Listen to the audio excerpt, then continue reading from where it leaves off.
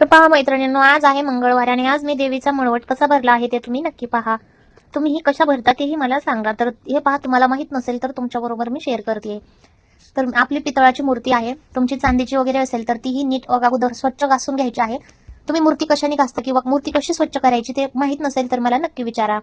तर मी चंदन, आपली खायची थोडीशी हळद, मूर्तीला देवाला लावतो ती हळद, चंदन सगळं घेतलेलं आहे. आणि आपल्याला अगोदर जी गंधगोळी आहे ती स्वच्छ केलेल्या मूर्तीला गंधगोळी लावायची आहे. त्याच अगोदर आपण कापसाची वात करून मी ठेवली तशी आपल्याला वरच्या साईडला ठेवायची आहे.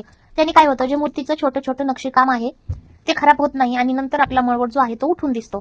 त्याच्यामुळे आता आपण गंधगोळी लावल्यानंतर थोडंसं चंदन, थोडीशी गंधगोळी आणि जी आपण खातो ती थोडी हळद आणि जी देवीला लावतो ती थोडीशी हळद करून त्यांचा छान असा लेप तयार करून घ्यायचा आहे. व्हिडिओमध्ये दिसतं त्या प्रकारे लेप तयार करून घेतल्यानंतर आपल्याला जितका मळवट भरायचा आहे, कुणी कुणी तर पूर्ण मळवट भरतं, जे तिचं मुकुट आहे त्याच्या वरच्या साईडला त्या पूर्ण मुकुटाला सुद्धा मळवट भरतात, पण ती नक्षी दिसत नाही. तर त्याच्यामुळे मी फक्त जेवढं ते आईचं कपाळ आहे तेवढाच मळवट भरायचा मी या व्हिडिओमध्ये दाखवला आहे.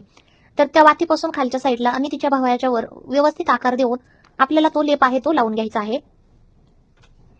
व्हिडिओमध्ये दिसतं त्या प्रकारे व्यवस्थित मळवटाचा लेप लावून घ्यायचा आहे. तर सगळ्यात अगोदरची गोष्ट म्हणजे आपल्याला अनामिका बोटाने मळवट भरायला सुरुवात करायची आहे.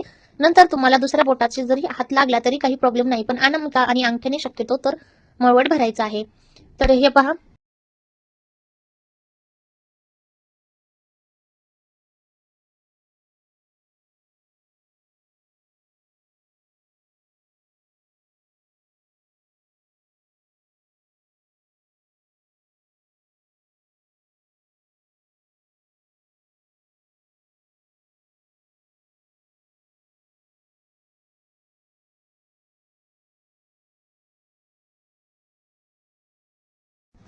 तुम्ही व्हिडिओमध्ये पाहिलंच असेल, मी मळवट भरायला अनामिकाने चालू केला होता. नंतर आपण मळवट सेट करण्यासाठी कोणत्याही बोटाचा वापर करू शकता. तसं तर ती आपली सगळ्यांची आई आहे, तर आपल्याकडून ज्या चुका झाल्या आहेत तीच तिचं सांभाळून घ्यायचं कामच तिचं आहे. ते श्रद्धेतून आणि मनभावातून केलेली कोणतीही पूजा ती प्रसन्न मनाने पावन करून घेते. तर आता आपण जे लेप बनवला होता तो व्यवस्थित सेट केलेला आहे. अशा प्रकारे आपल्याला अस्तरचा किंवा ब्लाऊज पिसाचा तुम्ही जे कपड्याला पूजेला कापड वापरता तो कपडा अशा प्रकारे धरायचा आहे आणि त्याच्यावरती आपल्याला व्यवस्थित हळद लावायची आहे. तुम्हाला जर कुंकाचा मळवट भरायचा असेल तर तुम्ही कुंकूही वापरू शकता, पण मी अगोदर हळदीचा मळवट भरणार आहे म्हणून मी व्यवस्थित अशी हळद लावून घेत आहे.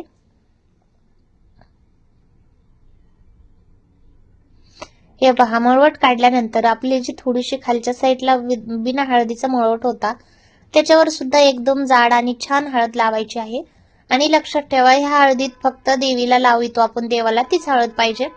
खायची हळद मळवटाच्या वरच्या साईडला लावायची नाही, आपण लेप करायला थोडीशी वापरायची. आणि मी अशा प्रकारे कागदाची चंद्रकोर करून घेतलेली आहे. खरं तर मी 2 गंधाचे कोर करून घेतले होते, पण मग छान वाटली चंद्रकोर म्हणूनच चंद्रकोरच मी लावत आहे. तुम्हाला कशी वाटते तेही मला नक्की सांगा, किंवा तुम्हाला कोणती आवडली तेही मला सांगायला विसरू नका. तर हे पहा, आपल्या मूर्तीचा मळवट भरून एकदम सुंदर तयार झालेला आहे. आणि ह्याच्या अगोदर मी कधी असा व्हिडिओ टाकलेला नव्हता, तर त्याच्यामुळे जराशी मनात भीतीही आहे की व्हिडिओ व्यवस्थित येतो की नाही, तर त्याच्यामुळे काही चूक झाली असली तर सांभाळून घ्या. पण तुम्ही पाहू शकता मळवट भरल्यानंतर मूर्ती किती सुंदर दिसते.